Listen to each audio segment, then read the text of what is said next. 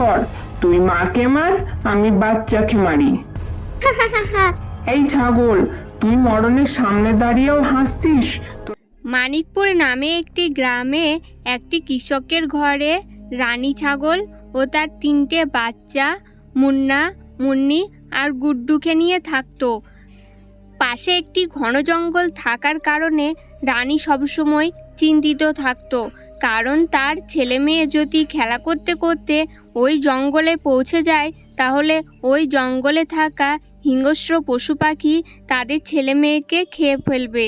তার জন্য সে তার ছেলে মেয়েকে সবসময় বলতো, শোনো বাচ্চারা, আমরা পালিত পশু, তাই আমাদেরকে গ্রামেই থাকতে হবে। আমরা কখনো ভুল করেও জঙ্গলে যাব না, বুঝতে পারছো? মা, আমরা যদি জঙ্গলে চলে যাই তাহলে কি হবে আমাদের সঙ্গে? তাহলে পশু পাখি আমাদের ছিঁড়ে ছিঁড়ে খেয়ে নেবে। তুমি ঠিক বলছো মা, আমরা কোনোদিনও ভুল করে ওই জঙ্গলে যাব না। ভেরি গুড, এবার ঘুমিয়ে পড়ো, সকালে তাড়াতাড়ি উঠতে হবে। পরের দিন সকালে রানী তার বাচ্চাদেরকে বলল, শোনো বাচ্চারা, আমি মালিকের সঙ্গে জমিতে যাচ্ছি। তোমরা 3 জনে একসঙ্গেই থাকবে। খেলা করতে করতে যেন এদিক ওদিক চলে যেও না, আর ভুল করেও জঙ্গলে চলে যাবে না। ঠিক আছে মা। রানী তার মালিকের সঙ্গে জমিতে চলে যায়। চল, আমরা সব নদীর ধার থেকে খেলে আসি। হ্যাঁ, চল চল, খেলে আসি নদীর ধার থেকে। তারা নদীর ধারে খেলা করতে করতে ছোট বাচ্চাটি বলে ওঠে, চল, আমরা সবাই জঙ্গলে যাই। না না, আমরা জঙ্গলে যাব না। তোরা সকলে ফাট্টু, আসলে বল, ভয়ে তোরা যেতেই পারবি না। রানীর 3 নম্বর বাচ্চা গুড্ডু খুব বদ ছিল। তাকে যে কাজটি করতে বারণ করা হতো সে সেই কাজটিকেই করত। সে মনে মনে ভেবেই রেখেছিল যা করেই হোক সে একদিন জঙ্গলে যাবেই। সন্ধ্যের সময় রানী বাড়ি ফিরল, আর তখনই মুন্নি তাকে বলল, মা, তুমি জঙ্গলে যেতে আমাদের বারণ করেছিলে, তবুও গুড্ডু জঙ্গলে যাওয়ার জন্য জিদ করছিল। গুড্ডু, তোকে আমি বারণ করেছিলাম না যে তুই জঙ্গলে যাবি না, তাও তুই জঙ্গলে যাওয়ার জিদ করছিলিস। সরি মা, আর কোনোদিন আমি জেদ করব না, কোনোদিন জঙ্গলে যাব না। পরের দিন তারা নদীর ধারে খেলা করছিল। খেলা করতে করতে গুড্ডুর নজর 2টো কৃষকের উপরে গেল এবং সে সেখানে গিয়ে চুপটি করে দাঁড়িয়ে থাকলো। কি ব্যাপার ভাই, এত সুন্দর সুন্দর সবুজ সবুজ ঘাস তুমি কোথায় পেলে? কোথায় আর পাবো, জঙ্গল ছাড়া। আমাদের পশুগুলোকে খাওয়ালে তারা অনেক শক্তিশালী হয়ে যাবে, তাই আমি জঙ্গল থেকে নিয়ে এসেছি। আরে বাহ, আমিও যদি জঙ্গল যাই তাহলে আমিও এরকম সবুজ সবুজ ঘাস খেয়ে অনেক শক্তিশালী হয়ে যাব। যেমনই কথা তেমনই কাজ।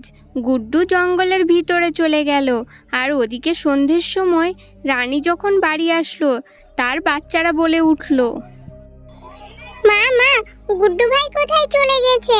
আমরা গুড্ডু ভাইকে কোথাও খুঁজে পেলাম না। আমি জানি তোদের গুড্ডু কোথায় যেতে পারে, তোরা থাক, আমি দেখে আসি। ছাগলের বাচ্চাটি সবুজ ঘাস পাতার মজা নিচ্ছিল। ঠিক তেমন সময় এক ঝাঁক শেয়াল তার সামনে আসে। দেখ ভাই, আজকে শিকারের সন্ধান করতে বাইরেও যেতে হলো না, আজকে আমরা এই ছাগলের বাচ্চাটি খেয়ে খাবো। এটা বলেই ছাগলের বাচ্চাটির দিকে শেয়ালগুলো এগোতে থাকলো খাওয়ার জন্য, আর ঠিক সেই সময় তার মা চলে আসে।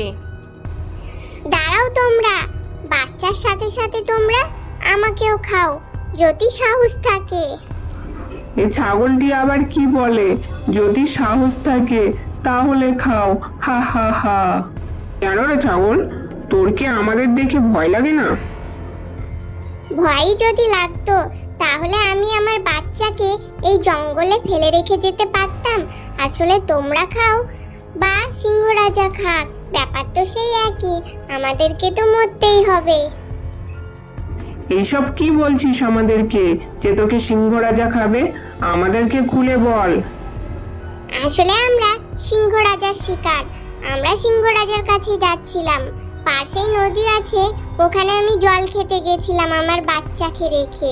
তোমরা যদি চাও তো তোমরা আমাকে খেতে পারো। কি বললি তোরা? তোরা সিংহ রাজার শিকার? না বাবা না, আমরা তোদের খাবো না। তোকে খেয়ে আমাদের মরণ ডাকবো নাকি? তোরা যা। ছাগল খুব চালাকির সঙ্গে শিয়ালগুলোকে তাড়িয়ে দিল। গুড্ডু, তোকে বারণ করেছিলাম না যে তুই এই জঙ্গলে আসবি না? তাও তুই কেন জঙ্গলে এসেছিলিস? তোর ভয় লাগে না বুঝি? মা, আমি শুনেছিলাম যে ভয়ের আগে জিত থাকে, তাই আমি জিতের উদ্দেশ্যে এখানে এসেছিলাম। মাথা মোটা, ভয়ের আগে জিত না, ভয়ের আগে কিছু কিছু সময় ভয়ই থাকে। আমি যদি টাইমে না আসতাম তাহলে এতক্ষণ তোকে ওরা খেয়ে হজম করে নিত। এবার চল, অন্য কোনো পশু আসার আগে আমরা এই জঙ্গল থেকে বেরিয়ে যাই। তারা জঙ্গল থেকে গ্রামের দিকে যাচ্ছিল, ঠিক তখনই তাদের সামনে দুটি বাঘ চলে আসে। আরে বাহ, আজকে যদি আল্লাহর কাছে অন্য কিছু চাইতাম তাহলে সেটাও পূরণ হয়ে যেত। কেন তুই এমন কথা কেন বলছিস? প্রতিদিন হরিণের মাংস খেয়ে খেয়ে আমি বোর হয়ে গেছি, তাই আজ ভাবছিলাম যদি কোনো পোষা পশু পেতাম তাহলে তাকে খেতাম। কিন্তু দেখ, সেটাও সামনে চলে এসেছে, তো হলো না চমৎকার? আজ তোর জন্য আমিও পালিত পশুর মাংস খেতে পাবো। এক কাজ কর, তুই মাকে মার, আমি বাচ্চাকে মারি। শোন বেটা, দেখ কি বলছে, প্রথমে আমাকে খাবে তারপর তোকে খাবে। ছাগলকে বিন্দাস দেখে বাঘ প্রশ্ন করলো, এই ছাগল, তুই মরণের সামনে দাঁড়িয়েও হাসছিস, তোর ভয় করে না? চালাক ছাগল এবারও তার বুদ্ধির প্রয়োগ করলো। আসলে বাঘ বাবু, তোমরা যাকে ভয় করো আমি তারই শিকার। এখন যদি তোমরা আমাদের খেয়ে ফেলো আর সেটা যদি সিংহরাজা জানতে পারে তাহলে তোমাদের কি হবে একবার ভেবেছো? তুমি সিংহ রাজার শিকার? হ্যাঁ। আরে বোন, আগে তো বলবি যে তুই সিংহ রাজার শিকার। চ চ, তোকে আমি সযত্নে সিংহ রাজার কাছে পৌঁছে দিয়ে আসি। না না, থাক, আমি নিজেই চলে যাব। বুদ্ধিমান ছাগল তার মরণকে আরেকবার ধুলো দিয়ে গ্রামের দিকে এগোতে থাকলো। কিন্তু ছাগলের কপাল খারাপ ছিল, এতক্ষণ যে সিংহরাজার ভয় দেখিয়ে সে সকলকে পিছু হটাচ্ছিল, সেই সিংহরাজাই তার সামনে এসে দাঁড়িয়ে গেল। দাঁড়া ছাগল, আমার অনেক খিদে পেয়েছে, তার জন্য বল আগে তোকে মারবো না তোর বাচ্চাকে মারবো? ছাগলটি সিংহকে দেখে ভয় পেয়ে গেলেও সে প্রকাশ করলো না। সে মনে মনে ভাবতে থাকলো, আমি যদি আমার বুদ্ধিকে কাজে লাগাই তাহলে এর হাত থেকেও বেঁচে যাব। সেই জন্য সে তার বুদ্ধিকে আবারও কাজে লাগালো। মহারাজ, এটা তো আপনার ভালোবাসা যে আপনি আমাদেরকে জিজ্ঞেস করলেন কাকে আগে মারবো। এক কাজ করেন, আপনি আমাকেই আগে মেরে ফেলেন। সিংহরাজাটি ছাগলটিকে মারার জন্য এগিয়ে আসছিল, তখনই ছাগলটি বলে উঠে, আপনি আমাকে মারার আগে একটি কথা ভেবে রাখেন যে আপনি আপনার বউকে কি উত্তর দেবেন। কি বললি তুই? ভালো করে বল আমাকে। সিংহরানী আপনাকে সারপ্রাইজ দিতে চায়, সেই জন্য সে আমাদেরকে মেরে আমাদের নরম নরম মাংস আপনাকে খেতে দিবে বলে আমাদের ডেকেছে, তাই আমরা সিংহরানীর কাছে যাচ্ছি। সিংহরানী আমাকে সারপ্রাইজ দিতে চায়? এটা জানার পরেও আমি তোমাকে কি করে মারতে পারি? যাও যাও, তুমি সিংহরানীর কাছে যাও, আমি ফালতু ওর সঙ্গে পাঙ্গা নিতে পারবো না। ঠিক আছে মহারাজ, যেটা আপনার ইচ্ছে, চল বেটা। মা, তুমি তো একদম জিনিয়াস। আজকে আমি বুঝলাম, মনে যতই ভয় থাকুক না কেন, মুখে সাহস আর মাথায় বুদ্ধি থাকলে যে কোনো সমস্যার সমাধান হবে। দুজনে কথা বলতে বলতে যাচ্ছিল, হঠাৎ করে তাদের সামনে সিংহরানী চলে আসে। আরে ও ছাগল, তোরা আমাদের এলাকায় ঘুরে ঘুরে কেন বেরিয়ে বেড়াচ্ছিস?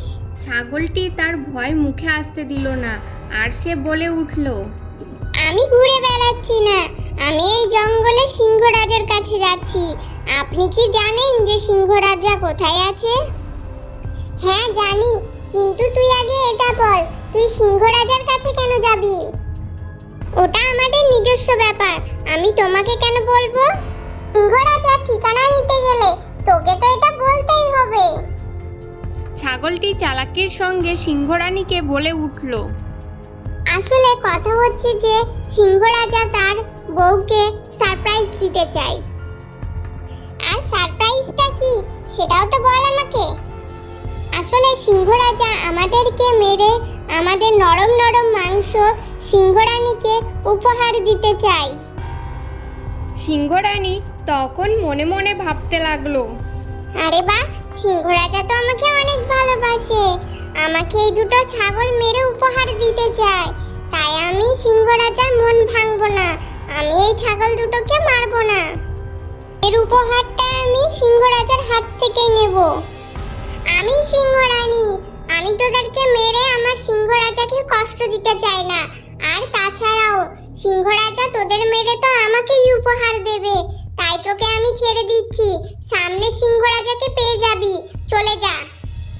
এইভাবে রানী ছাগল প্রাণ বাঁচিয়ে গ্রামের দিকে চলে আসে। আর গুড্ডুও কসম খেয়ে নেয় যে সে আর কোনোদিন জঙ্গলে যাবে না।